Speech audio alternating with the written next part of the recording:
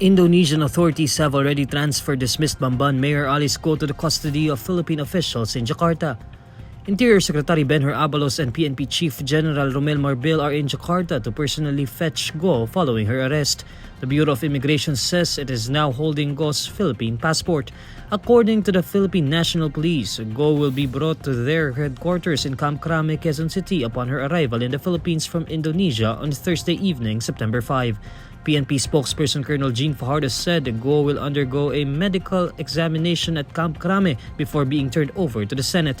Kausap ko po mismo kanina si SILG at ang ating Chief PNP. Ang plano po ay pag i-turn over na po sa kanila si Alice Go ay dadalhin po dito sa Camp Crame para mag-undergo po ng medical examination para tingnan din po at siguraduhin na sa maayos po siyang kalagayan bago po siya i-turn over po sa Senate.